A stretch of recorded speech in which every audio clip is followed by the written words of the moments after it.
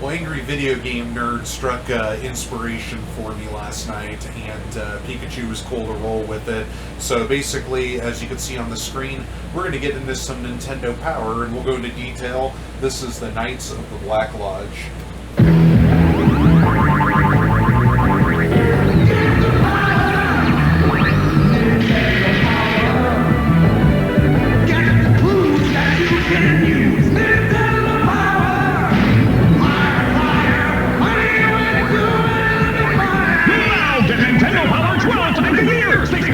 Plus 6 free strategy guides on 100 games. That's twice the power for still 15 bucks.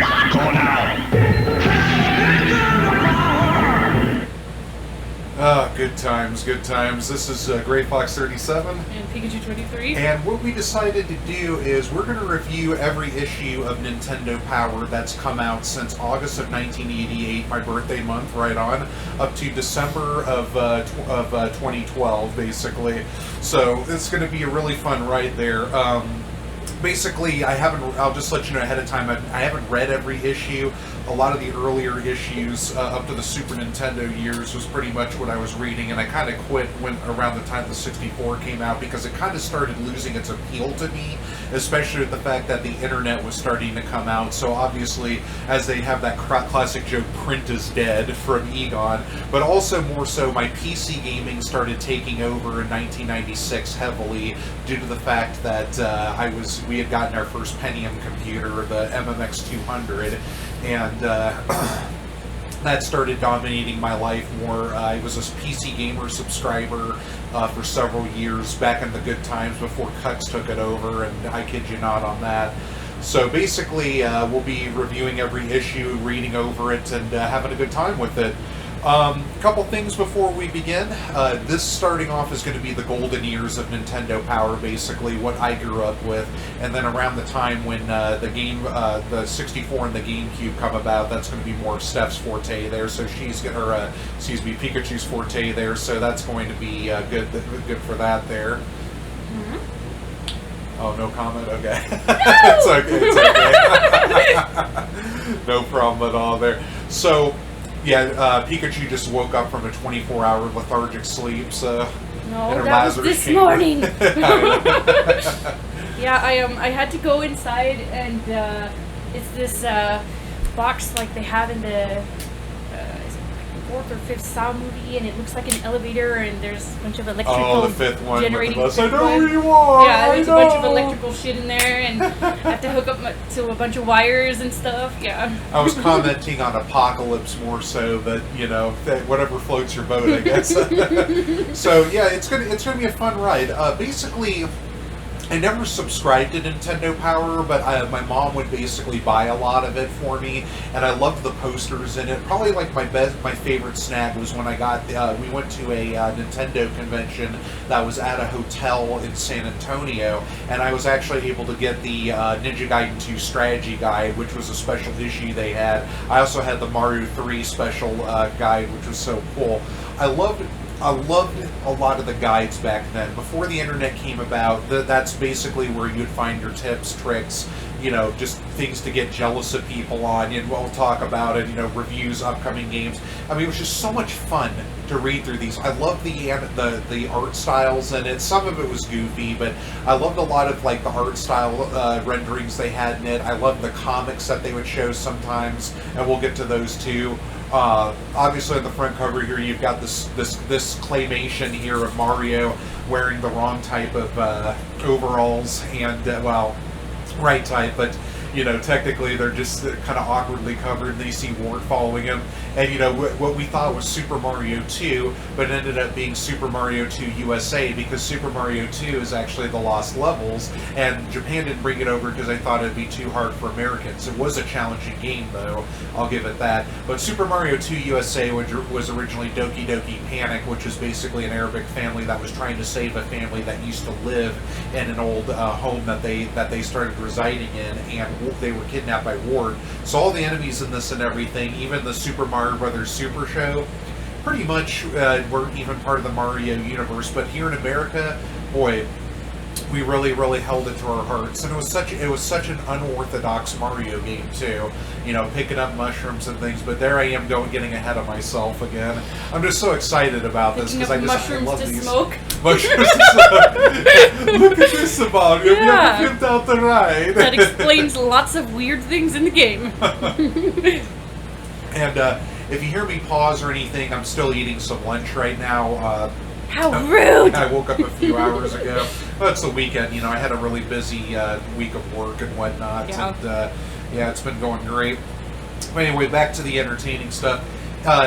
It's going to be fuzzy to let you know, so I'm going to be reading it off of my cell phone, which is also still a bit fuzzy. So I apologize. You're not the only one having distortion with this, so don't worry about that. There. Before we begin, just kind of give a little, just kind of some brief history of a few things into it. You know, it started in August of 1988. This is the first issue here, and it was basically, it's still one of the longest running. It was the longest running video game magazine in history at 24 years, basically, because PC Gamer I don't think started until. PC Gamer's magazine started like a few years after, I believe, and it stopped when the internet came about eventually. So it's kind of a drag there. But basically, it's one of the longest running video game magazines out there at 24 plus years, about 24.4 if you want to go into schematics there. It was just really fun to read. I held on to a lot of my issues, and there's just some really fun stuff that comes later on as the Nintendo aged and then the Super Nintendo came about. So there's just a lot of really fun stuff to look at in there. Eventually what would happen is in 2017, Nintendo Power returned officially, but it was a podcast. So, you know, basically they would just kind of talk about a lot of stuff, do top 25s and things of that nature there. And it's just really fun to read there. And they basically were doing. They kind of started off with. They kind of started off by doing a newsletter that they sent to club members for free and whatnot. But then like after 7 issues, they discontinued it, which just kind of made me laugh there. I guess they just thought it was kind of how should I say monotonous in a sense. So. But it would give you, like, what would happen is you get strategy, reviews, previews, things of that nature there, and it would be the first advertising magazine too, so you'd see like Nintendo-based products in it. So it was really cool to just kind of see everything with that there.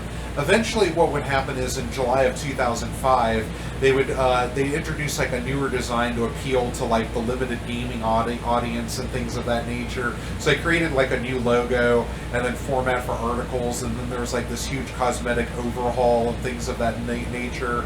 They do like staff reviews, like a rumor page, and they would do like a enhanced reader mail segment, things like that. So there's going to be a lot of letters that are written in this, and so I'll tell you this, some of the responses are kind of jackass by a lot of the editors. I mean, some people have real passion with Nintendo to the point where you kind of sit there and it's just like, damn, you're really going to be like that, turning your nose down on some kid like that. But I mean, hey, it was free game.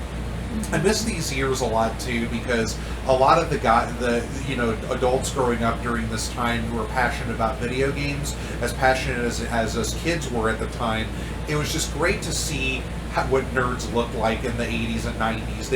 They looked a lot cleaner, wearing polo shirts, Dockers, I mean, they were just what you would think as the vision of a nerd. Nowadays, it's just like piercings, different colored hair, basically just ass and titties and things like that. It's not really nerds, they're thoughts, basically, at that point. But, I mean, they just look so beta, male, tight, skinny jeans, where it's like, I gotta stick my legs in a can of oil to get into my pants, practically. It's just, these fashions are just just bizarre and awkward. It's like, oh, okay, boomer. It's like, well, let's see, I was born in the early 80s, so you can't really call me that. But, I've got those statistics since I do love black and whites and old-time radio and things of that nature. But, hey, can you blame me? It just, when I thought that the baggy Jinko jeans were, something and just, nasty looking, even though I had some through high school, and I look back at it and it's just like, Jesus Christ. Even when I had a smaller figure in high school, skinny jeans are not comfortable. I don't know why anyone wants to wear those on purpose all the time. Crazy. I don't know how anybody outside of homosexuals would find it attractive, Well, but that's point. just the way I look at it. Now we're gonna get fired. But seriously, I mean, I think it looks really gay. I'm sorry, it looks gay. And you know, it's like, oh, how dare you mention it? No, I'm not saying there's anything wrong with being gay. It's just if you're a straight person wearing skinny jeans and whatnot, it just looks really gay. I'm sorry, you know, that's just my opinion of it. In high school, for me, from what I remember, it was actually a fashion only for girls. But I guess it's apparently a thing now. No, well, it was. Considering how males are basically being portrayed today, That's yeah, a good we point. better. We better stop. Yeah, because we could go on and on for hours about that. And they're going to start playing the red alarm, the red alert alarm thingy, because, yeah. There's going to be a guy that you're going to see up until about 1991 in this named Howard Phillips. This guy was so cool. He was just like the core of an awesome adult nerd. Comb over hair, iconic bow tie. Howard Phillips, he's a video game consultant. He was with Nintendo for a couple years there up until around the time the Super Nintendo came out, and then he went over to like Microsoft and things of that nature there. But he was a really cool guy. He was originally just like a boat painter basically, and eventually he became a manager of Nintendo America's first Tukwila, Washington warehouse back in 1981. So then he became like an unofficial president of the Nintendo fan club. He created a cartoon. He created a cartoon character named Nestor, who was like a teenager that basically had dreams that would where he'd jump into being like characters and stuff of that nature. And a lot of his awards would basically have like his head on it. So you'll see some trophies. You're going to see comics with Howard and Nestor. And it's just really cool. It's just so cool to see like these hot games out and see them portrayed as characters within the game. And that's why I say it's just this imagination that people had. The fever of Nintendo was just so incredible in the 80s and 90s. It was great to see commercials. I mean, like even like the strategy guides that weren't affiliated with Nintendo Power. Like you'd see like the NES Road Atlas, where I never even played like some of these games, but I loved looking at the maps of it and like all the item drawings and everything like that. It just really, this magazine really immersed you like hardcore into this realm, and it was just so fantastic to grow up in the 80s and 90s just loving this stuff, whether you were a kid, a teenager, or an adult basically. Hell, my parents had a stint with Dr. Mario for a whole week where my brother and I ate Fruit Loops for dinner, and then Mom and Dad suddenly realized, oh yeah, we'd better start taking care of our children again. It was a miracle. Like, we were staying up till, like, I mean, you know, when you're a kid, you generally would have a bedtime, you know. So basically what would happen is, like, our bedtime would commonly be 8 o'clock. And usually what I would do is from 7 to 8 on Nick at Night, I'd watch Get Smart, and then I'd go to bed. Oh, so yeah. that would just be the crowning achievement of my evening, you know. Because I was, even at a young age, I was into, like, old TV shows, old movies, Sherlock Holmes, things of that nature. But I still had, you know, modern things like the Nintendo and Tonka trucks, and also like Super Soakers and things of that nature. So I was in, you know, I was already starting the old school stuff early, but you know, I still was a kid, obviously, and I still am today. I do like a lot of modern stuff, as you obviously can see, but I just love my roots, basically, and I even love going to roots that I never was even alive in, so... And that Get Smart show is so awesome. The what? Get Smart is so Oh awesome. yeah, it's a classic show. If you've never seen God, it, you Don need to Adams watch and Barbara that. Feldon and Edward Platt. I mean, it's just great. It's basically a clean Austin Powers, and it's so funny. But they've got so many cool gadgets. And it came out in the '60s during the time, you know, during the '60s because of the Cold War. Basically, spy flicks were huge, you know, just really huge. James Bond obviously was made around that same time. time as Star Trek too. So Star Trek came out around that time. So it was just such innovation for TV and movies at that time, because Russia was a common enemy that we had, and then we eventually, as Russia and America became allies, we had to find something different there. But yeah, in a nutshell, we're going to explore every issue basically, and every video is going to be longer, shorter. Just depends on what we have to offer there. So I'm going to be reading off my cell phone since it's kind of hard to read from a distance here. So let me just go ahead and pull it up. If you want to follow along, or if you would like to, if you'd like to follow along or read on your own, look up Nintendo Power Magazine Archive and go to Internet Archive, and this is where I'm basically reading it off of. So I don't even have to download it, which is good. Ooh. Excuse me, I do have downloaded issues of it, and I do have a few of my issues buried somewhere, like the Mega Man 3 and 5 issues, and then the, it's so ironic, and then the Mega Man and Dr. Wily's Revenge issue. I've got them buried somewhere in my closet, but they're all Mega Man issues that I've saved, ironically enough, because they had some good stuff in it, which we'll go over.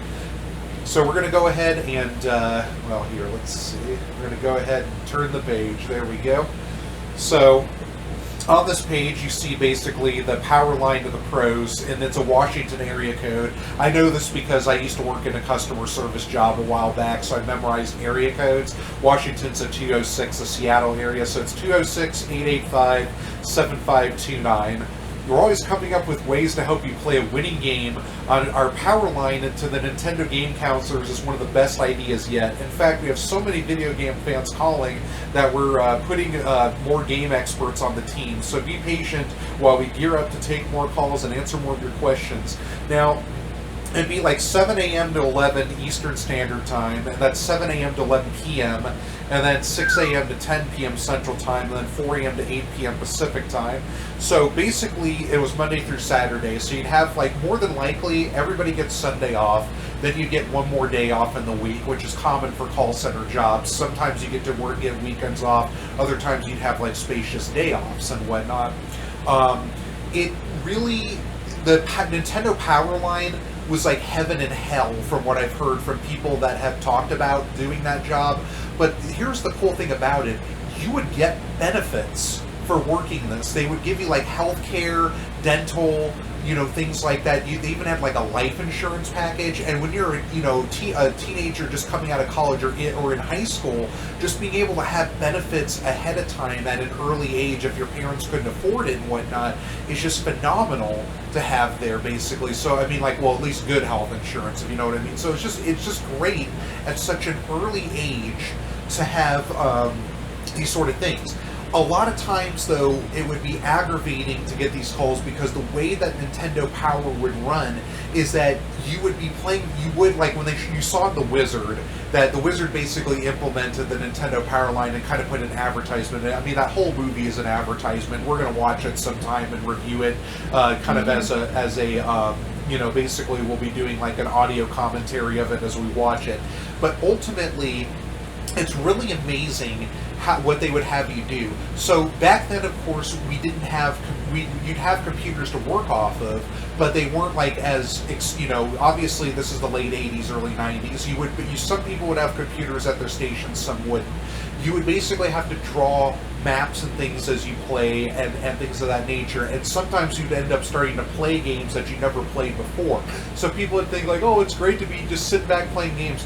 You would be getting call-ins every single minute of the day that you were working, basically. It was so busy, just so busy that you'd be overloaded, and you couldn't give the answer. You would basically push them in the right direction, but then some people who'd call up would get so pissed off, they'd be like, just give me the answer! And then you just give it to them at that point, but they would basically have to like say like, oh, you maybe in the right direction, or just kind of say something really obtuse like that. Mm-hmm. And it had to have been a very frustrating job. It's kind of like when people think like, oh, working at GameStop is a dream job and things like that. When you've got people who are like, I know you probably have copies of it in the back, and you sit there like, do you even know what's in the stock room in the back? Like cleaning product, and then like a whole bunch of like boxes that have like office supplies in it and things of that nature. So, you'd think that, oh, this is such a dream job. Stress of being consistently bombarded while having to multitask by playing games and things of that nature, especially ones that you probably weren't into, had to have been hell. It really had to have been hell. But still, this is where you would get your strategy from, because we didn't have the internet back then. You could call up or you'd get these magazines, and it was great. So we now go to the welcome page, and again, it's going to be a little fuzzy for me still on my phone, but I'll read it to the best of my capacity here. So it basically says, this is our premiere issue of Nintendo Power, the new bi-monthly magazine that's going to put more power into the hands of video game players like you never than ever before. Okay. Nintendo Power is created by video game experts and video game enthusiasts, which is true. I mean, these people are fanatics, and that's why these were like the golden ages, like the 70s on up were the golden ages of video games. Enthusiasts with more than 100 types of packed in-depth tips, tricks, and game reviews on the best video games that you play, or games you play on your Nintendo Entertainment System. We pack Nintendo Power full of special features like Pack Watch, which tells you when to look for the latest, greatest hits, get the hottest tips from the pros, okay, in Counselor's Corner, check classified information for the one-of-a-kind moves you can pull for certain, certain programs like built-in, I can't even make that out, built-in something or rather. Find out what new video games have just been released and now playing, and look at NES Journal for the latest news about hit arcade games like Vindicators, Mailbox, NES Archivers, Video Spotlight, Top 30, just a few more features that'll keep you glued to Nintendo Power, like Mario to a magic mushroom. There you go, and smoke it or eat that shit. Yeah. Every issue will have a great big colorful poster that you can pull out and put up on the wall, and those are great. I loved the Nintendo or the Ninja Gaiden one. The Super Mario 3 one was awesome. There was that awesome Castlevania 2 one with that dude wearing that helmet. That was just so cool, and holding up, which was a controversial issue cover because he had Dracula's ear. In Castlevania 2, you're putting Dracula's body back together basically. So you're holding his head, you know, and then you got the skull, and it's just like, oh my god. You know, parents, what can I say? If you haven't already subscribed to your copy of Nintendo Power, to get your copy of Nintendo Power delivered every other month, go for it. All the details you need are in pages 106 to 109 of the issue. We look forward to bringing Nintendo Power. You won't find it anywhere but here. This is your magazine, and we expect to hear from you and other Power players with scores, tips, reviews, and ideas. Now you're playing with Power. I love that. Now you're playing with Power. That is just so iconic. One of the best lines that you would ever see next to the, you know, Genesis does what Nintendo. That's funny. Even though I hate the Genesis sound system, but that's a whole nother can of worms. So, all right, table of contents here. I just had to drink my caffeine there. So they're going to start off with Super Mario 2. Be the first to get inside info on Mario's latest adventure. Second quest of Zelda. Have you mastered the second quest? I'll discuss that a little bit when we get there. So there's like a fold-out poster that will show you basically the entire second quest of Legend of Zelda. Got a baseball roundup, so like RBI Baseball, Bases Loaded, Major League Baseball were coming out.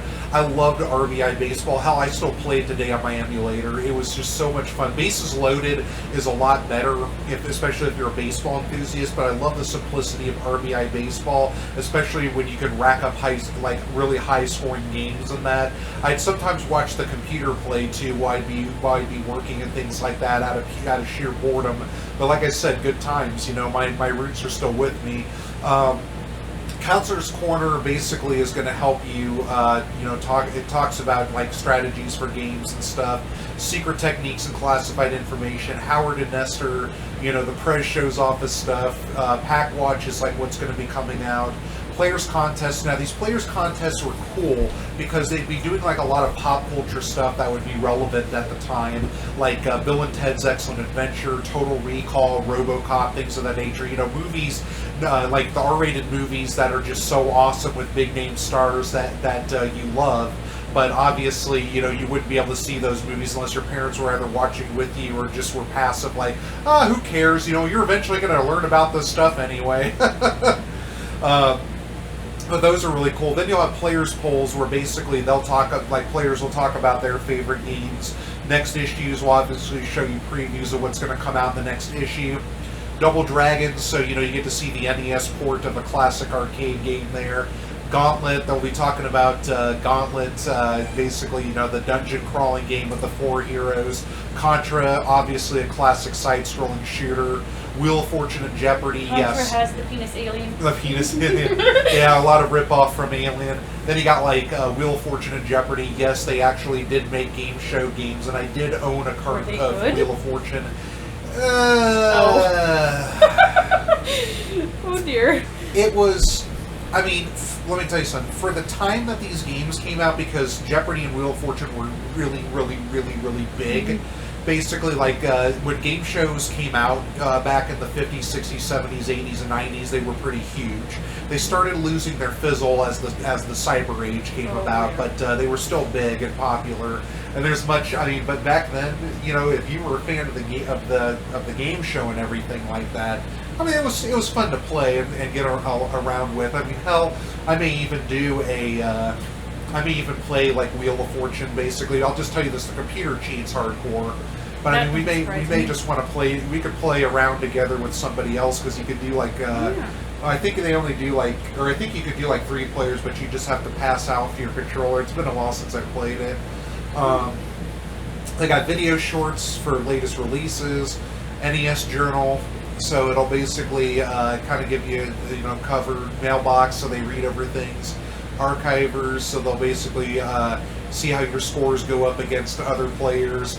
Video Spotlight, they're going to talk about Nintendo players, and then your top 30 and stuff like that. Ooh, Mike Tyson's Punch-Out's mentioned. Cool!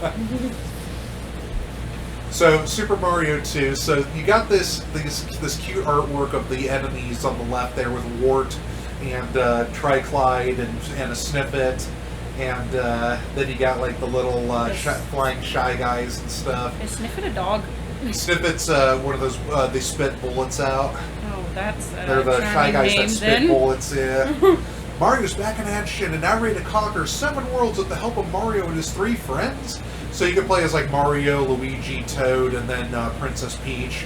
But they called her just Princess or Toadstool back then, of course. Oh my god, you actually got to play as Peach? She didn't get captured right away? Yeah, right. Yeah, the Stockholm Syndrome. Yeah. It's so funny how it took so many games until Bowser finally got it and said, oh yeah, I need to hold the princess captive for ransom money, so you got to collect 2 million coins in New Super Mario Brothers 2 on the DS. I love that game. It's really great. I loved how they brought back the updated graphics to the side scrollers, and you could do more things like bounce off walls and stuff. So they revamped an old system, a 2D system, to something even better, which was great. But this is really good cartoonish artwork there. I love how the princess has her hands together and she's all winking, and there's a heart coming out and stuff, and Toad's all jumping in the air yeah. Toad has a really big head. Mario was a jack of all trades. Luigi was the best jumper, but he was weak. Toad was the worst jumper, but basically his strength would not change if you were carrying something. Princess was, kind of the cool thing about the princess was that she could float over things for about a second and a half, basically. So there's a few levels in Mario 2 where you could float over places and find secrets and things, and the Nintendo magazine would cover that, but also my curiosity would drive me to it as well. Luigi's high jumping would do it too, so I'd be like, oh, I wonder what would happen if I could high jump over this. Or do a run and jump over this. Oh, okay. So pretty cool stuff. Oh, excuse me. So they'd have these little dashes that would look like you could cut them out. I'm sure there was probably some kids that were just oh, I'm going to cut this out of the magazine and post it to, or tape it to my TV and whatnot. So it shows you how to master the basics of jumping and throwing. So it's really cool of them to do that. They would show how to defeat your enemies, give you strategies for that. Then they'd show you everything you can lift up, vegetables, sprouts, collect cherries, and then a Starman would appear after you collect enough cherries, 1-ups, keys, shells. These were some things that they actually changed from Doki Doki Panic. You could actually lift up a rocket and take off to different parts of stages. Not on every stage, but there was also that.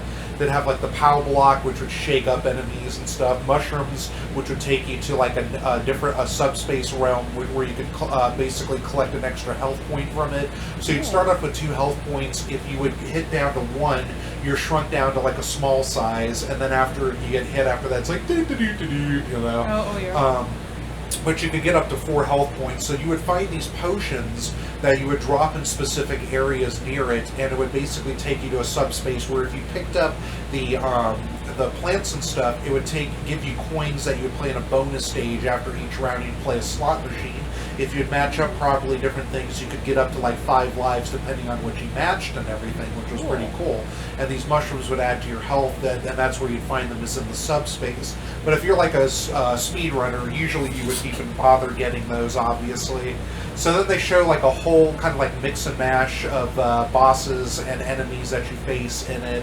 So it's really cool that they just show you this, know your enemies. So they'll teach you like everything that's in it, and I loved reading about it because I loved seeing like all the characters and drawings and whatnot, as you can see. Then you got like this track and field stuff. This is great. This track and field little animation. This sports promo. So you got Mario running around with a bomb. You got Luigi doing the hurdle. Or not hurdle, I'm sorry, the high, what do they call it? The vault. There we go. Then you see see Princess doing the long jump, and then you see Toad basically tossing those. What do they call those? Shot put or discus? Well, I can't. Oh, it's those metal balls. The shot put. Oh, okay. And then you see Ward doing the javelin toss. See, I'm not really familiar. I don't really watch the Olympics a lot, so I know some of the terms. Well, I was on track and field in high school. Yeah. So Pikachu would know more about that. So then you get like these. Here you go. So you get these detailed maps of all the worlds and levels and things of that nature, and they show all of this. So then you'll see this like shortcut here. So this was like the very first secret of the game. Like you'd feel like normally you just go over here and then continue up along this area, but you could actually use the princess to float over, or you could have Luigi do like a long jump and do that. I think you could practically get over with every character if you did a long jump anyway, and then you just kind of time dropping some bombs here, like standing on top of here, dropping bombs, and then that puts you right here, and then you just kind of jump over. So they would show you some shortcut secrets ahead of time, which was really cool. So I just love like the little artwork that they'll show on the side here, like Mario getting one up, tossing vegetables, dying, all these little these little secrets. They'll give you strategies of how to like escape things and make it through. Just all the maps. I mean, this is just great stuff. Like I said, this is why I love this magazine. Just looking at all this fucking artwork is just fantastic. And then they would show you like what's under each grassy knoll that you'd pick up, which is really cool. They do this for like the Ninja Gaiden games too, where you slash down the orbs and stuff, and they'll show you like what's in it ahead of time. Then you got like the desert world here. Mario drawn as a cowboy, which is really cool. And dropping the POW block, it's like, oh, running away from the Phantom Mask when you grab the key. So, they didn't show all the levels. They showed the first 2 worlds and levels there, and then they moved on to Legend of Zelda: Second Quest. So this is awesome artwork from the booklet that you would get if you had the game. So they'd have all these cool artworks of the princess, and then like this is one of the merchants, and really cool rendition of Link. I love it. But the Zelda Second Quest basically it's the same world, but the dungeons and secrets are in different locations. So, and plus the dungeons are done differently. They're shaped like they're typically going to be shaped like letters and things like that in it. So and it's a lot tougher too, because there's like the items that you get are going to be in different locations. There's going to be spots where you're basically going to have to like backtrack and like come back later to get to places, and it's really challenging. What you would do to activate the second quest is basically you would type, put your name in as Zelda, and then it would get you into that instantly there. Otherwise, you normally would beat the game, and then you'd get the second quest with it. So it's really cool that they would kind of do a mix and match, because this is what they would do before, like palettes could be swapped and whatnot. So it was a really neat way to do that. A lot more challenging too, it really was. But I mean, Zelda, of course, is a classic, and it spawned off a lot of great sequels and a lot of horrific sequels along the way, basically. But yeah, it's just really good to just see these here. So they'll basically, as you can see, you know, they've got like the different shaped letters like E, L, and A for it. So they'll show you these really good tips of like how to get through all the dungeons, where all the items are. Hell, I remember the first quest, finding level 8 was a pain in the ass.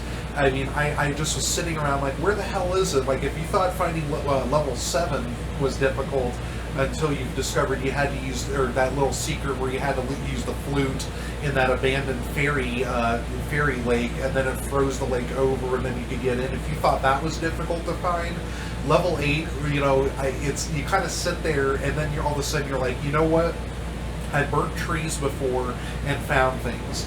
I'm going to go around and just burn every motherfucking tree down and see what happens. And that's what I did when I first played it. I'm just like, I'm going to burn. I just got so fed up. Like, I didn't even, like I said, I didn't subscribe to Nintendo Power. So I was just like, I'm going to burn down every motherfucking tree that I can find out there until I find something. So then in near the Lost Woods, I burned down this little tree that was standing in the middle of nowhere because that was a painfully obvious thing. Or not in the middle of nowhere, but that was like sticking out from other trees. And then I went in, it's like, level 8, hallelujah! So, you know, it's just good times, what can I say? But so, for example, you can see on level 2, normally you get the magical boomerang in level 2, but here you get like the whistle early, and then, you know, you get the magical boomerang in level 3, and you have to get like bait early and stuff, and then, you know, I love all the artwork that they have here. Level 4, I mean, like, in some of the places, if you wanted to pass by, you'd have to give up, like, a heart, or you'd have to give up, like, money to get by areas. So that's what made it just so brutally tough at some points. So you actually had to start collecting money a lot, and it was more important than it was in the first quest there. So, just love all the little artworks here of all the items. Love him holding up the Triforce there. Really, really cool. I love how when you progress, they just kind of stop giving you hints at points. They're just like, we'll push you through like the first 6 levels, but now we're just going to be like, hey, good luck for the rest. You know, good luck for the rest and whatnot. Then they got like the entire map here of the world, which is great. Southern Hyrule, which is just so awesome. Like I said, that's why I loved it. And then they're like, now a new adventure begins. Did you defeat Ganon successfully? Are you waiting for more exciting action, nature, adventure? Get ready. Nintendo has something really exciting if it works. It's called coming this fall, and it's a legend. It's just like Legend of Zelda, and you'll love what is coming up. Real fighting scenes, so it goes to the 2D, the overworld still overhead, and things of that nature. So it was kind of a bit ambitious black sheep of the family, I felt. I really liked the plot of Zelda 2 a lot, but we'll get to that issue when we get there. So as you can see, they got the entire strategy map here. They'll show like the buyer's guide, hidden places that you can find, you know, with the candle and whistle. So it's just really cool how they would help you out and show you where like the white sword and the magical sword is, which is now the master sword, obviously. So just, you know, like as you can see, it was just so cool to get all these, because you could check out maps and see where things were, you know, especially if you didn't own a copy of the game. And then on the back here was the poster of Bases Loaded. So you get the Bases Loaded poster. So here's the baseball roundup here. So they're showing like RBI baseball, Bases Loaded. Yeah, RBI baseball had like little fat characters in it, and you could score like, I remember we had a game where my brother and I played, and we got like 20 plus points. Like I won like 21 to 20 once. Especially when we found out the right angle to hit balls at and stuff. So just, yeah, here it is. Really simple, and they just look like thick guys. But what's funny is Nolan Ryan, who's a classic pitcher, you know, he just would put heat on it. Played for the Houston Astros, so usually I'd play either as the Houston Astros or the California Angels. Those are usually, like, the California Angels were usually one of the best teams you'd want to play as, next to the Detroit Tigers and things of that nature. So it was great to do that. You wouldn't have every pro team in it, but it was still fun to see a lot of it. So, then you got like bases loaded where you could do like team management. So this is like if you're more hardcore into like baseball and stuff, you'd be able to do more things with the team management and whatnot. But RBI baseball was just simple. You have your team, they'd have real names of players at the time, like Wade Boggs and things of that nature, the classics, and then you would just basically play the game. So they wouldn't have like trades or anything. You'd play bases loaded to basically kind of get into that. And it was great to have that system in those games early, like making trades or, doing switch pit or hitters and things of that nature there, or, switching pitchers, which is something you could do in RBI baseball at least. And these goofy characters with these long noses and these big eyes, I love this artwork so much. So that's pretty much I don't really have much to say about baseball. I'm more of a college football and basketball fan, as you guys know. So Counselor's Corner. So in the Counselor's Corner, you got Nestor holding up his finger with a grin. He's basically a red-haired kid that's kind of got like Goku-like spiky hair. Oh crap, it's a ginger. That's angled, yeah. It's a ginger kid. Yeah. And you ask questions, basically. So this one's a Ghost and Goblins question. In Ghost and Goblins, is there a stage select? Also, how do I beat the Red Devil? So a lot of times, these would be questions that writers would come in with. Other times, I've heard rumors that they would, like, some of the editors would make these questions up and everything just to kind of point you in the right direction. But a lot of the times, they would be common questions that would come in from fan mail and things. So they would compile, like, hey, what's the most questions that we've gotten about specific games? And then they would just compile them together and then put in, like, whatever the top, whatever the top game was at that point. So they'll show you the answer and things like how to figure things out with it. Then you got like Ring King. While I'm playing Ring King, sometimes the letter P appears in the ring. What does it mean? And apparently it's like you're in luck. You can protect yourself from the opponent and things. So I never played Ring King. I never even heard of that game until I actually read this issue. I don't know what that is. And then Metroid, there's a Metroid question. Like in Metroid, I have a hard time finding power-up items. I usually get wiped out before I find items. Can you help? And basically this was common because a lot of people had a hard time. I remember I had a difficult time finding the wave beam. I originally discovered the wave beam when I had the Justin Bailey password that my babysitter taught me. And basically the wave beam we'd find in the lower levels of Norfair and whatnot. So, but yeah, they're showing you like where everything is, like the Marumari, which is the morphing ball. Then like long beam, the Varia suit, bomb, ice beam, high jump, screw attack, wave beam. They kept things simple in the game. Like you started off with a short beam, then you get a long beam, and then just kind of progress from there.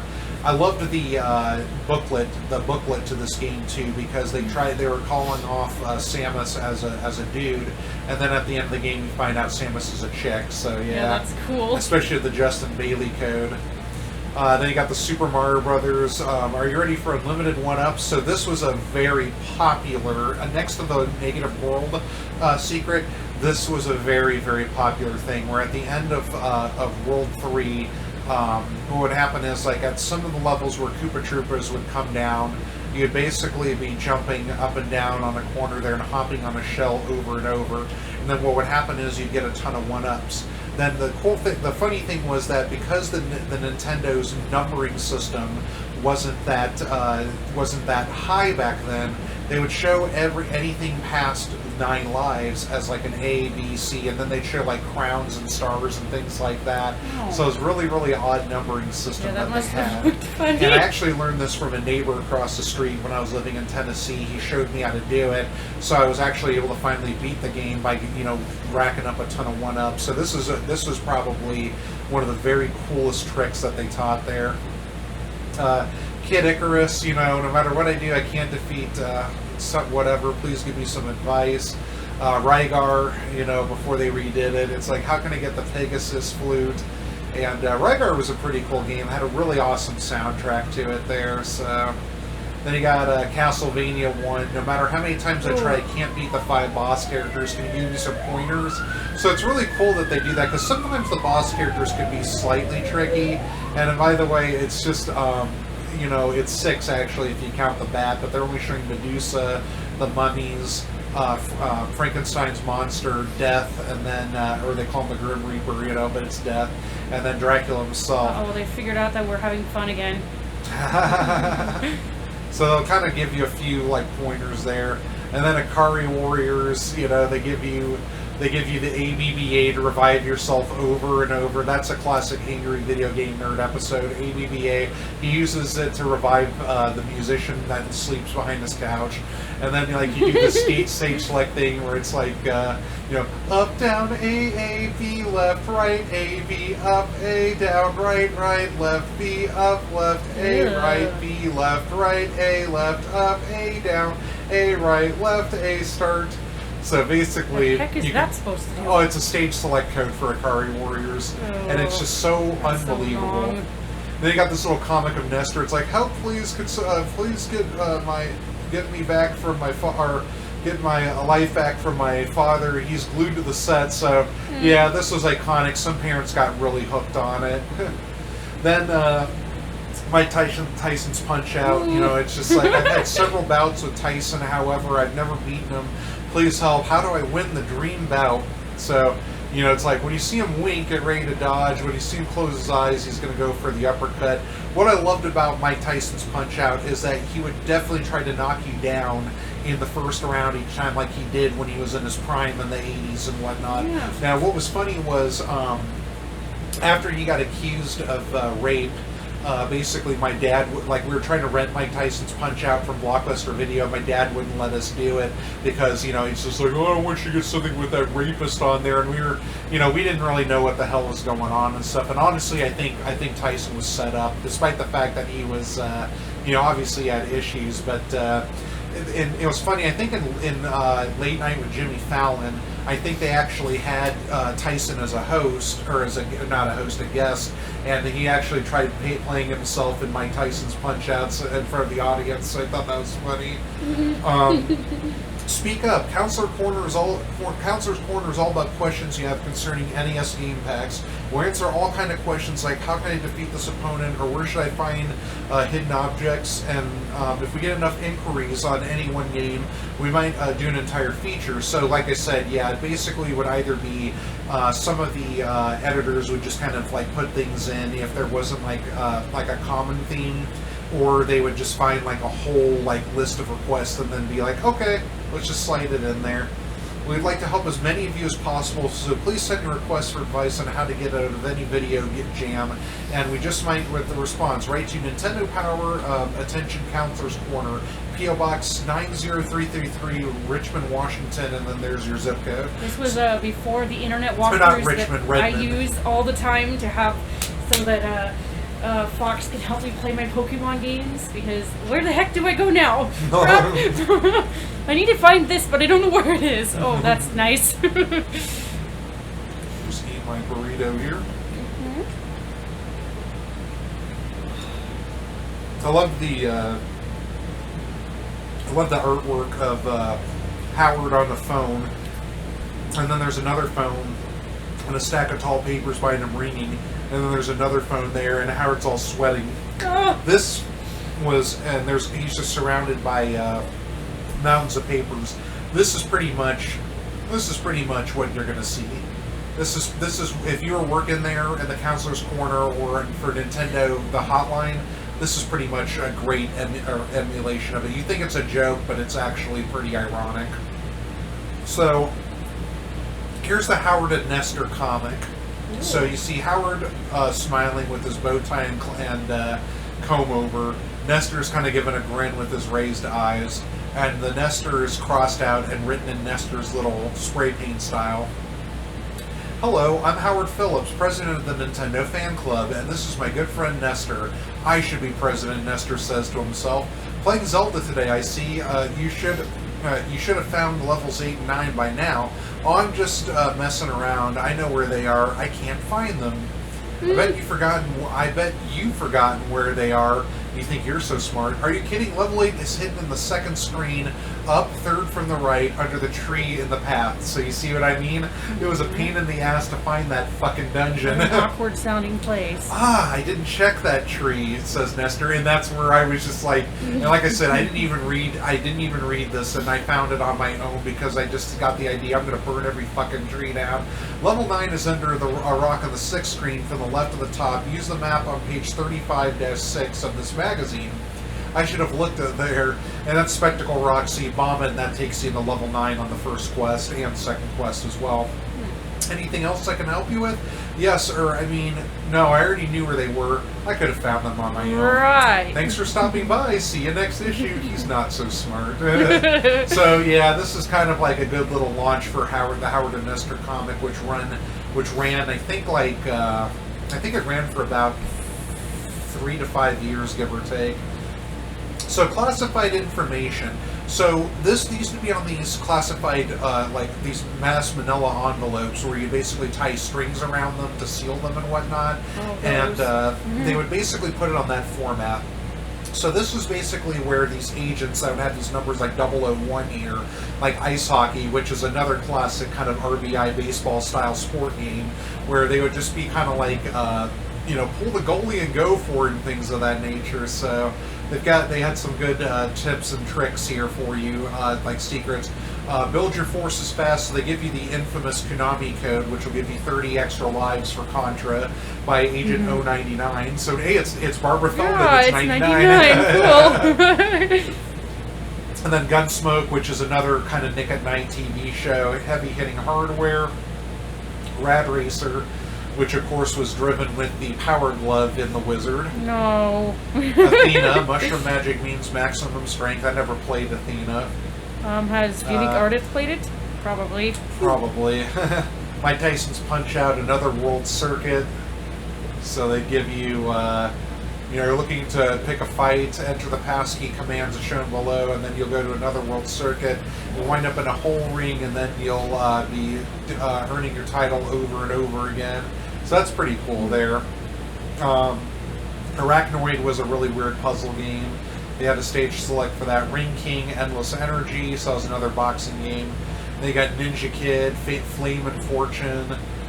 So these are kind of like corny little games. Xanac, you guys sit there, it's like, what the fuck are these games? What is that? Xanac was kind of like a top-down, kind of like 1942, 1943 shooter, so turned an enemy into an advantage.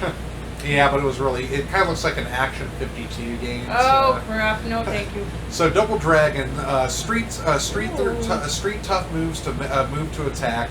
So they'll show you the different ways that you can play the game. And the Nintendo version of this, like everybody was looking forward to this. Basically, they had the arcade game, which was a blast, and then everybody was looking for the Nintendo port, which was not bad. They had an interesting kind of like progression system where you would basically beat up a lot of enemies and then get points, and then learn how to master different moves along the way. So that was pretty nifty there. The modern one is Double Dragon Neon. Artist and I played that. It's very interesting. You have to slap your hands together to make gleam. That's really gay. Yeah. And they have the little techniques too, except they're little video tapes, or little cassette tapes, which made us laugh because, wow, that's, so outdated. Just finishing my burrito. It was really funny though, because I kept getting lost. Ardith, where am I supposed to go? Hold on.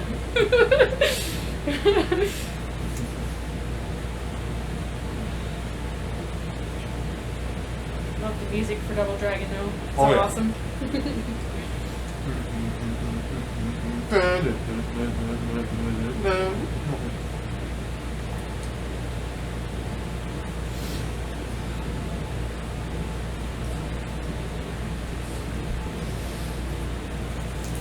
Gotta go save the girl again.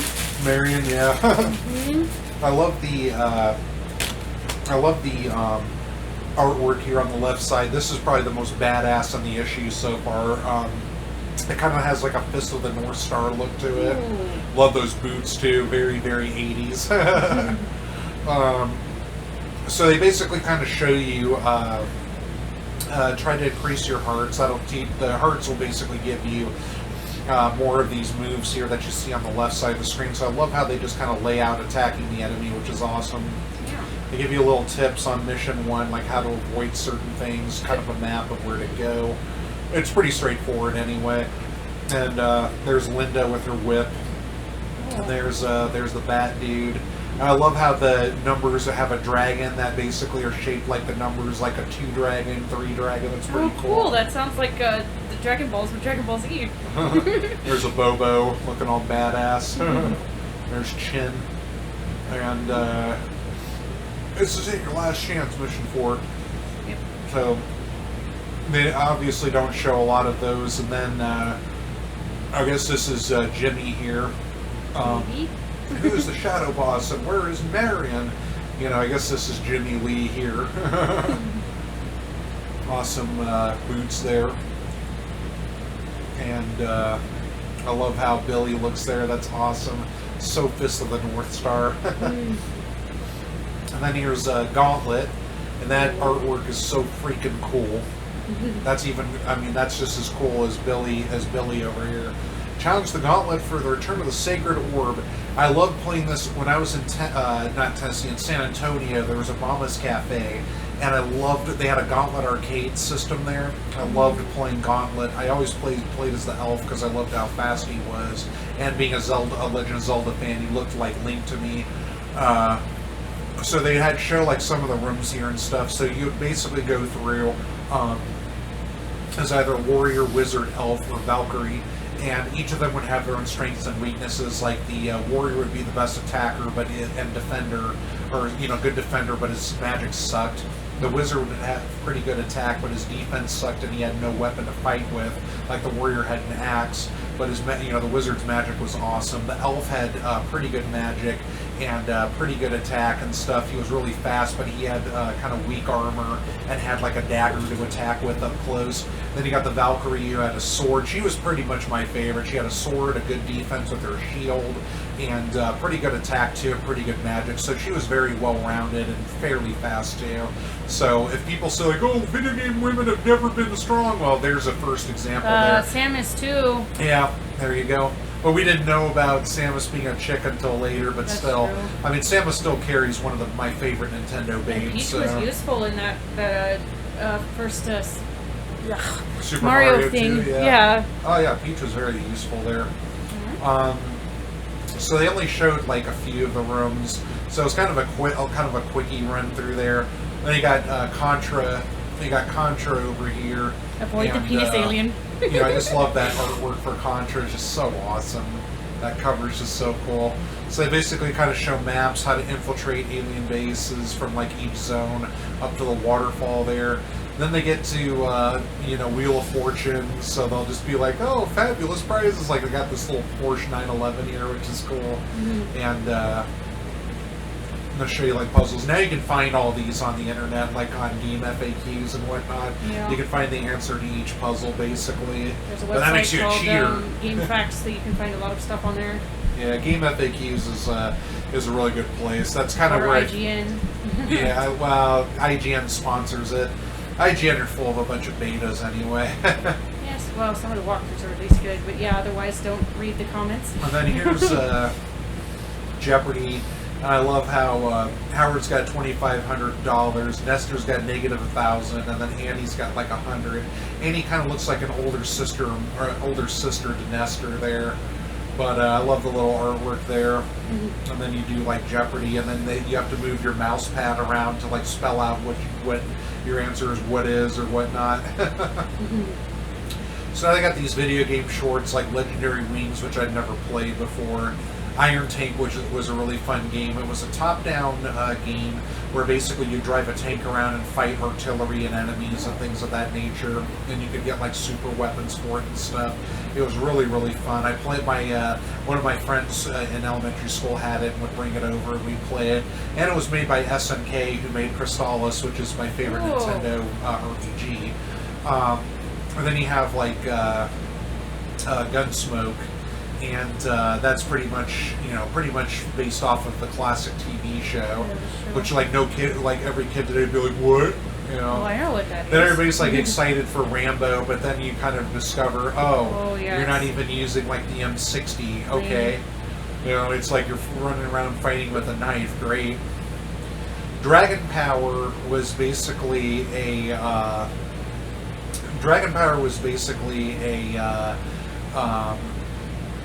how should I put this? Early version of Dragon Ball. Basically, so this is the Chinese story of Hai-Chi Monkey, you know. So basically, you know, it's like you have to find the 7 crystal balls, which it's the Dragon Balls. I'll make all of your dreams come true, Goku. So it's from Bandai. So there you go. And Bandai did basically sponsor Dragon Ball and Dragon Ball Z. So you see like Master Roshi right here. And it was like a top-down kind of like Zelda game, and kind of with a 3D or a 3D angle to it there, with some depth to it and whatnot, where you'd be moving around and attacking enemies with the power pole and everything like that. So I played it before, and they even did an updated version where they put Goku in it, and it's like Roshi's like, oh, I want sandwiches, like Bulma's following you around the whole time. It's like, oh, I'll trade you for some sandwiches, and like Yamcha's in it. So you do kind of like. When you fight a boss, you fight him on the side scroll here. But yeah, Nintendo actually put in Dragon Ball there. It's pretty much the Dragon Ball story. And there's a nice little artwork of Shenlong there, and he's even got the little antlers on his head too. Pretty cool. Metal Gear, of course, this is where it all started. Top-down view of stealth and whatnot. This is a very innovative game for its time. It's a little annoying. Like it's fairly annoying, but it was still really fun to play. And this is basically where Solid Snake's adventure started and whatnot. So Snake! Dun, dun, dun. Yeah. Bionic Commando was another one. And by the way, these 2 games were actually books that were done by FX9, which is just a cover name for a guy who made these like Nintendo strategy VHS videos, and they were pretty. I still own like my copy of Bionic Commando and Metal Gear and whatnot.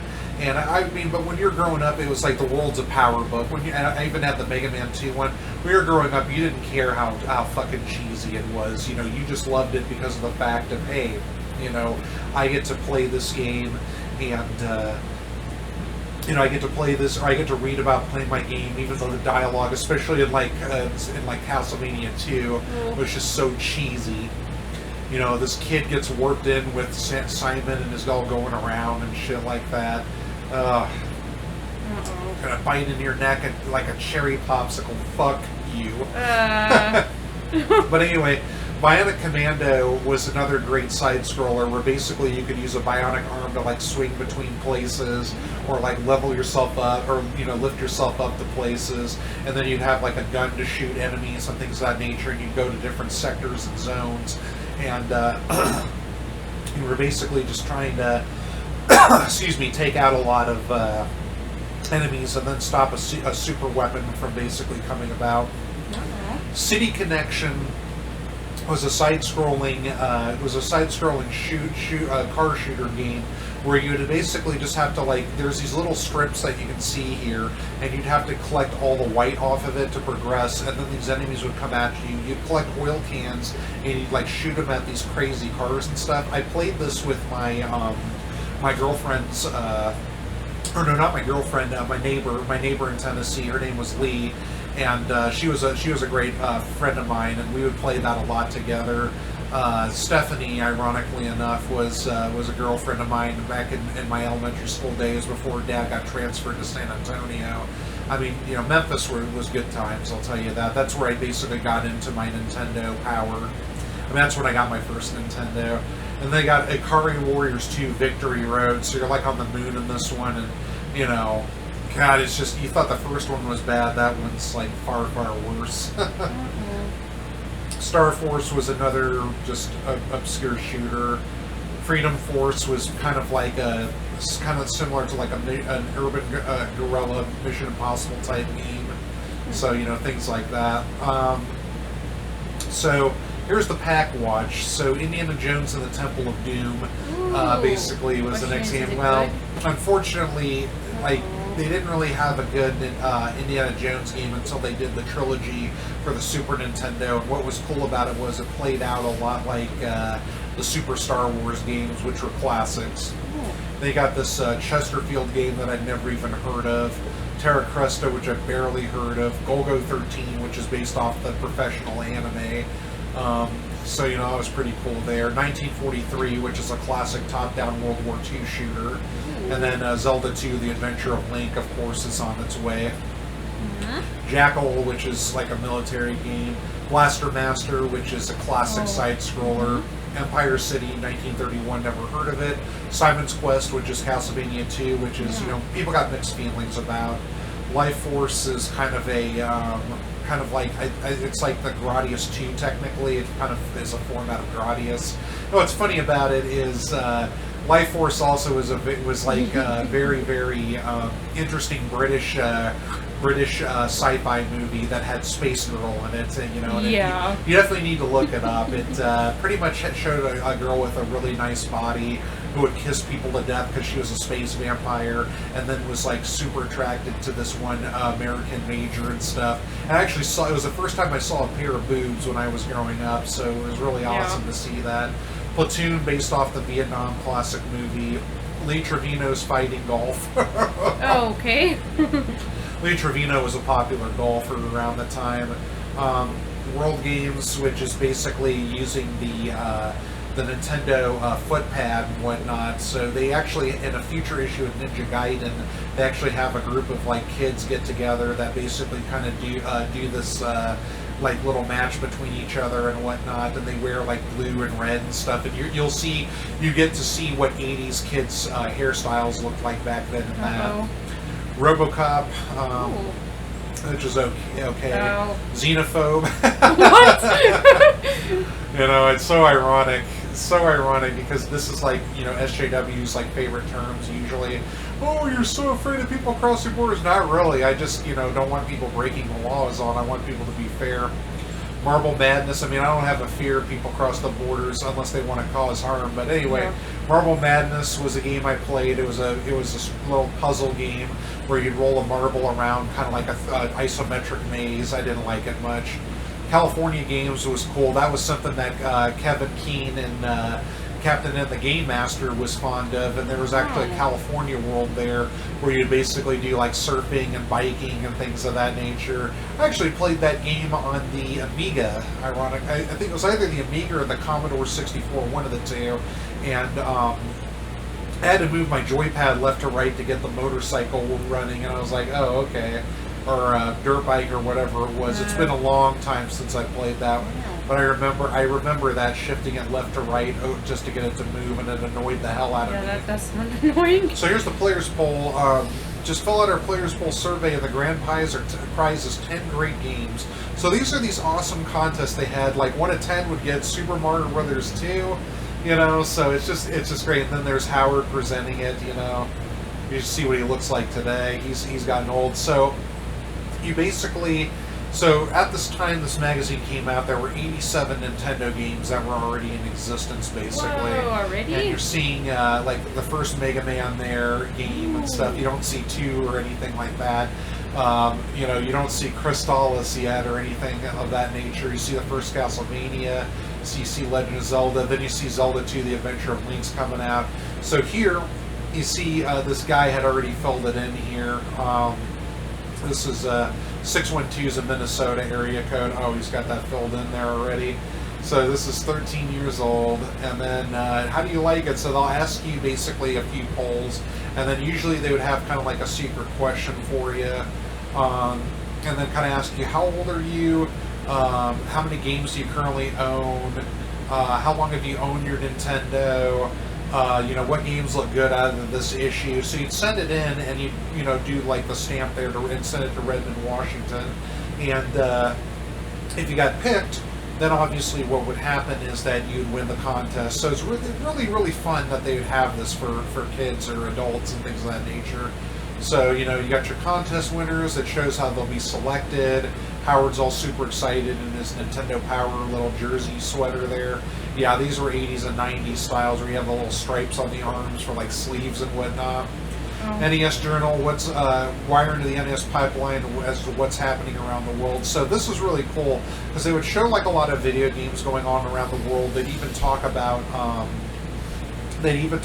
like people who are waiting for games in different countries that haven't maybe like come out yet in America, and it was just really cool to kind of see a glimpse of like what would be happening, because usually a lot of times, unless you were in the military or you had like a parent that was working executive work and stuff like that, or if you came from like a rich family, you wouldn't travel around the world often. So it's really cool for kids to kind of get a view of it. So like you'd see here like Japanese players are waiting in line to get Dragon Quest III, which we call Dragon Warrior over here. So they talked about Dragon Quest III, which just happens to be one of my favorite Dragon Quests. Like I love 3 and 4. So they're talking about like, oh, we anticipate to sell 5 million copies, and then they're showing like little screenshots of it for the Famicom over there, which is what the Nintendo was, and it was a disc system rather than a cart system. So it was pretty cool. And yeah, so Dragon Quest III got redone on the Super Nintendo later and looked a lot better. I really hope they redo it again, and I really hope they redo it again and do kind of like a 3D aspect of it, like they've done with like 11 and whatnot. Yeah, they can put it on the Switch. There you go, exactly. Mm-hmm. Vindicators. So this is an arcade game basically. So they're showing that coming out. They're showing like some Nintendo tips and tricks guides that are coming out. I love that Zelda one because it shows him walking across, Link walking across tips to rebuild the Triforce. So I thought that was cool. Then they talk about Konami is going to get the Top Gun game going, which is aggravating and hard to land in that game. The carriers. Yeah, if you want Top Gun, go watch the movie. It's really funny and enjoyable. So now they're showing in movies, they're showing like Pee-wee's Big Top coming out, and this pretty much made his day, obviously, because we know that the actor for Pee-wee Herman basically got busted for jerking off in a porn theater and whatnot. So wow. Yeah, he was probably laughing the whole time while he was beating off. No, that's mean. 8-Man Out, and so they did show like a lot of the famous actors at the time that were coming out and things of that nature, and some popular movies that were coming out for the most part. Then they showed some celebrity profiles, like, see, this is like 80s attire here. Look at 80s haircut with that, the shag and the mullet in the back and whatnot. Yeah. Showing Full House here. So this is when Full House first came out. And this is what they used to look like when it came out in the late 80s. And there's Michelle. She looked like she was a baby at the time. And that's how young like DJ and Stephanie were. And then there's Uncle Jesse there with his 80s style mullet. Then you got then they talk about like the profile players that basically they'll talk about what games they enjoy and stuff of that nature. So it's pretty cool stuff there. Mm-hmm. Then you got the NES mailbox, which obviously would just have some fans writing in and whatnot. Can't really read it yet. I've read that Howard Phillips has close to 300 games for the NES. I'd like to know if that's possible for you to send me some of the names of the games of his, and also if they're going to be made available to the public. I almost forgot. Could you tell me the exact name of the theme song of Spy Hunter? Be patient, P. Dunn from Brooklyn, New York. There are already over 100 games available for the NES. The best way of what Howard reviews will surely make it to the stores. By the way, the music from Spy Hunter is the theme from Peter Gunn. So it's pretty cool there that they do this KG player. Crazy about martial arts. Our grandson, like, you even have adults and like even older people just writing in. I'm 56 and things like that. So it's really cool to just see like people of all different ages just writing in the mailbox and just talking with people there. Yeah. So it's really cool to see that. Cool little drawing of Samus. This is the first artwork for Metroid, basically. They show a few game screens when they're talking about video games. Please send us your letters. So you write to Redmond, Washington, and make an attention to the mailbox. So go to the NES archivers, and these are, so basically you'd see people bringing in their scores and everything of that nature for things like 1942, Arachnoid, Balloon Fight, which I actually had a little Tiger Electronic handheld of. Castlevania, showing some pimp scores there. Commando, Contra, Donkey Kong, Duck Hunt, Excite Bike. That was a fun little motorcycle game. This game actually let you create your own tracks to ride your bikes on, which I thought was cool. It was a side scroller though, so it was a little challenging. They got the golf game, Gradius, which is just, awesome side arcade shooter. Hogan's Alley, which is a rail shooter game. Can't even make out what that says. I think that says Karate Champ. Pew pew pew pew! Never forget that. Take your best shot. Now, what's funny is that they didn't show they talked about how to take the picture, but some people are so stupid because the flash would show up on the screen. So this is basically back in the time of 35mm film. So you didn't have like digital pictures or anything of that nature that would compensate for light automatically. So what you'd have to do is you'd have to turn off all the lights, put like a blanket over the camera, aim at the screen, and then take the picture. So that would kind of null out the flash for it a lot. Then usually, then you'd actually have to get the film developed and pray to God that, you took the picture correctly. Usually what I would do is I would get a roll of film. What you want to do is you want to get a roll of film and just waste it on this just to make sure you get the right photo. Then after it's developed, which usually would be done in an hour because some people were really awesome, after you're done getting that developed, then what would happen after that is you would go and just send in whatever looked the best there at that point. So, it was very complex back then for that. But I mean, hey, pictures, being able to take photographs and stuff back then, especially, with how it's progressed and everything, is just phenomenal down to the digital pictures. So Kid Icarus, Kung Fu, Lode Runner, Mega Man. Ooh. And Mega Man did have a point system when it first came out. This guy got 9,999,000 points. Wow. You probably played the game over and over and over because it does let you do that and keep your score. Solomon's Key, Russian Attack, Spinball, Super Mario Brothers. Yeah, everybody basically showing off their 9 million score there, where they played the game over and over and over, more than likely. Wrecking Crew, Xanac, things of that nature. I mean, anybody. This kid in Denver, Colorado was playing that no-name game. Okay, Top Gun. Kid in Mississippi was playing that. So yeah, so you can you would send in those top scores. It was pretty cool to do that. And then there's Howard Phillips' iconic bow tie, of course. Video spotlight, events with readers. So these spotlights on you. These players wrote in to tell us about their video prowess. We think you may agree that they're all quality top players. So they basically kind of they'll take these smug pictures of themselves and just kind of talk about, I think I'm a Nintendo master. Like I remember one dude was just like, I beat Mike Tyson's Punch Out, and this other person's like, I can get 138 lines of Tetris, which is good for its time. So this is kind of like a bragging section basically. So these people would just kind of talk about, I can do this and that. So it's pretty cool to just kind of like masturbate, to show off. See, there's another smug picture. So it's like you're just sitting there jerking off and everything. Like, oh yeah, I can beat Zelda in like 5 minutes. And I'm exaggerating, of course. So now we get to the top 30. So the format for this gradually changes, and you're going to see as it progresses. Eventually, these numbers are going to have different colors, which will basically show like fast risers or people that have been in X amount of issues or things like that. Legend of Zelda really dominated the #1 spot until like Super Mario 3 came out. So this is really just great to see it. Mike Tyson's Punch Out was #2, so we'll go over all the top 30s, which then whittles down to like a 20 later and things like that.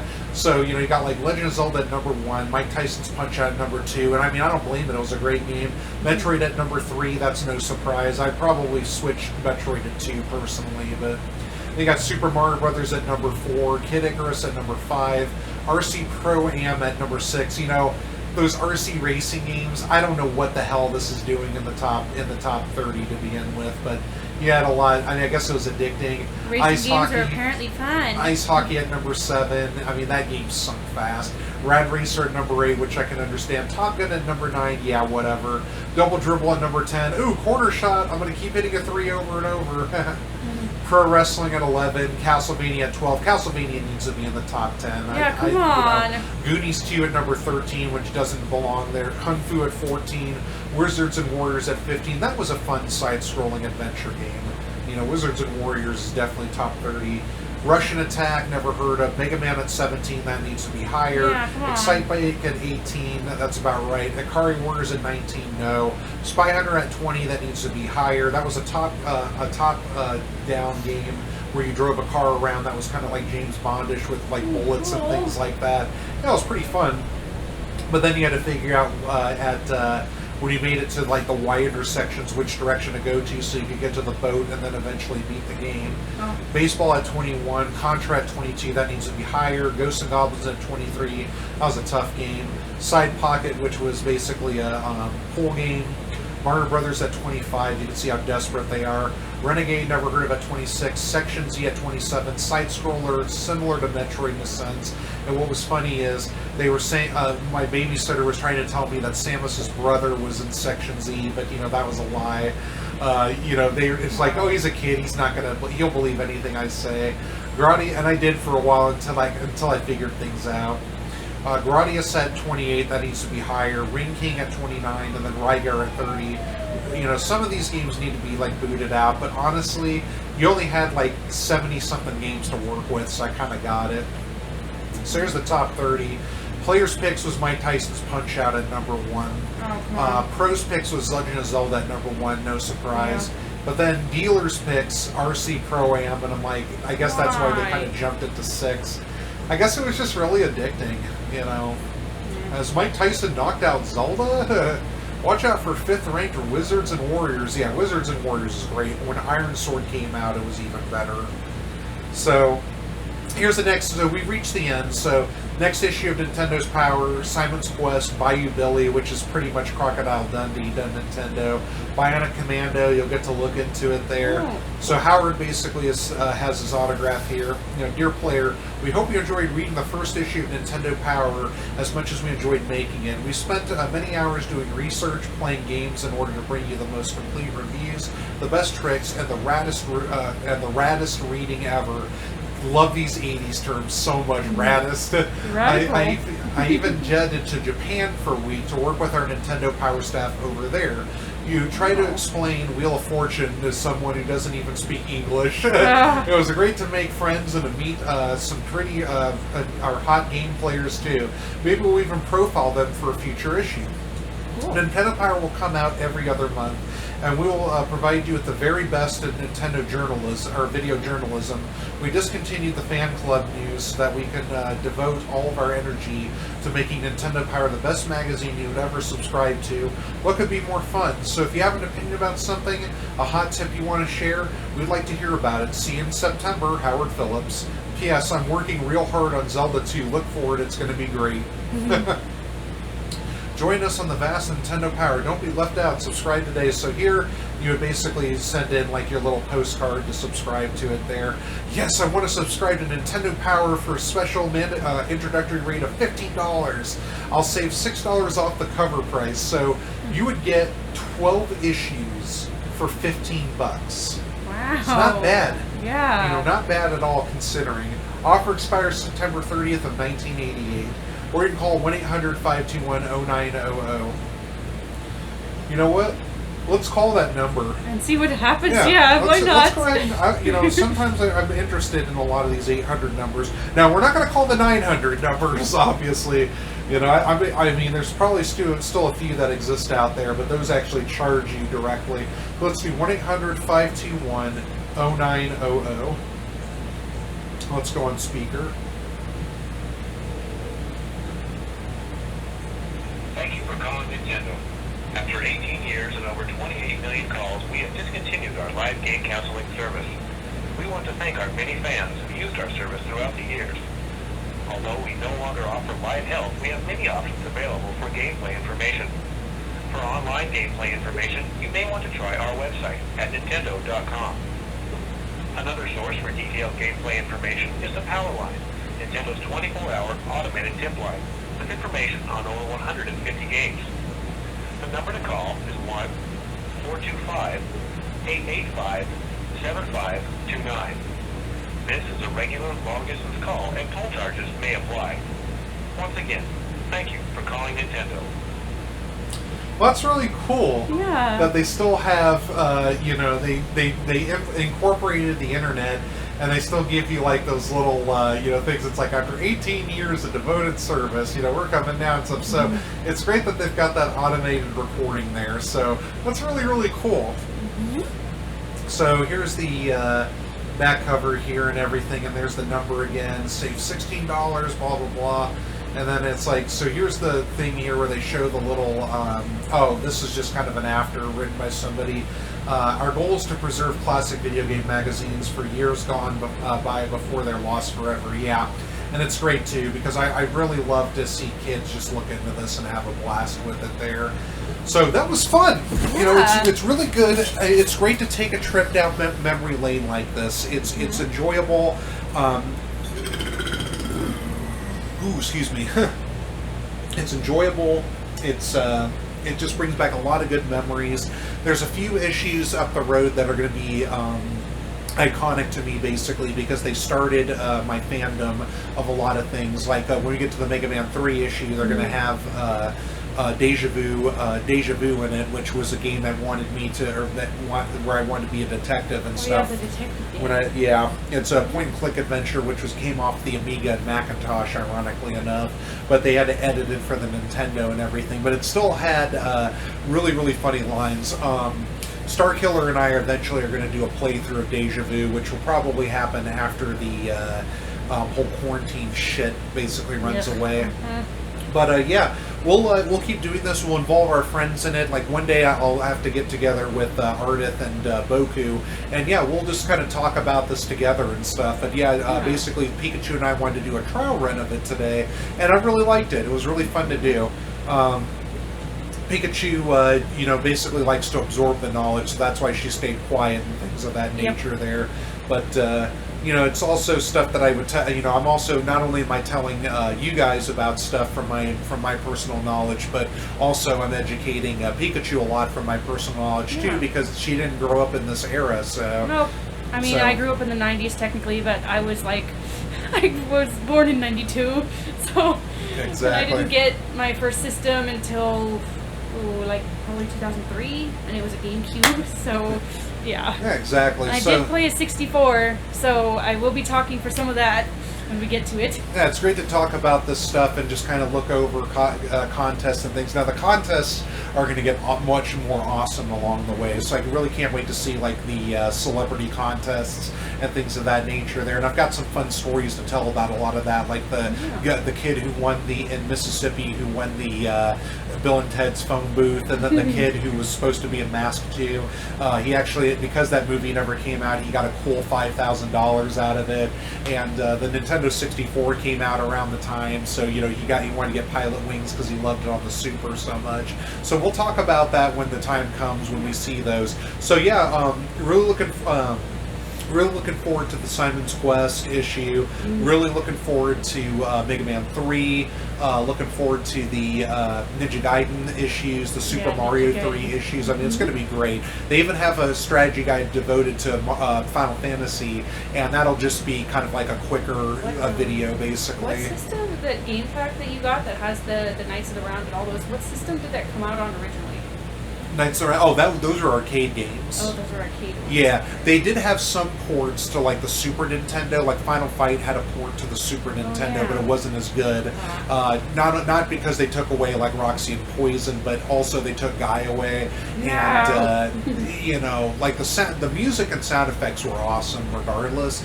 But you could only have 3 enemies on a screen at a time and stuff like that. But it was still a decent port for the arcade game, much like the Street Fighter 2 port from the arcade for the Super Nintendo was just phenomenal. I mean, it was really the music sounded a hell of a lot better than the arcade version did. So and Street Fighter 2 ruled the Super Nintendo charts for quite a while when it came out for the when Nintendo Power was covering it. Zelda: Link to the Past, of course, was dominating, and that's Zelda: Link to the Past was just an incredible, iconic jump along with Super Mario World. Basically, those were just 2 games that took a huge jump. I mean, even Super Castlevania 4 which is just basically a redo of the first Castlevania, but basically more levels and more bosses. That game was astonishing as well. It showed like the Mode 7 controls. So the Super Nintendo, I consider is like one of the greatest console systems ever made, honestly. Yeah. I mean, don't get me wrong, there's a lot of console systems today can do so much more. I get it. But if you want to talk about iconic games and things of that nature, Super Nintendo is where it's at, hands down. Mm-hmm. Genesis had a few good titles. Nintendo, of course, had some great titles. But the Super just basically jumped everything into just amazing perspective. There were still a few shitty games that came out on it, obviously, but it was just so good to see the direction that everything was going in that. Eventually, you're going to see where Nintendo kisses the asses of a lot of really bad games as we progress to, like Zelda 2, for example. I don't blame Howard for being excited for it, because it really is a decent game. It's not like a great game, but it is a decent game. It's just very challenging, but it's funny just how you'll see a couple of games where you'll be sitting there like they just really you look at it and you're just kind of like, this feels a bit overhyped. It's also kind of like where, for example, a lot of like PC game magazines would do that. They would overhype a video game, and then it turns out to suck. So then eventually would be like, it's like, oh, we're overhyping this game, it's going to be phenomenal, everything, and then they give a review and it gets like an average score. That was a notorious thing. But a lot of the times, though, the delivery, it's just the irony to where you look at things and things look exciting, but then when you get to playing it, sometimes some game developers take out certain things, and it all of a sudden just becomes a dud. Yeah. So, but that was probably one of the funniest things I get from PC Gamer. I'm like, didn't you like have an entire like 10 pages devoted to this game, and then you give it like a mediocre score? Right. It was like Return to Krondor is an example. Return to Krondor isn't that bad of a game. It's not that bad. It just has a lot of flaws to it that make it a really kind of like above average game.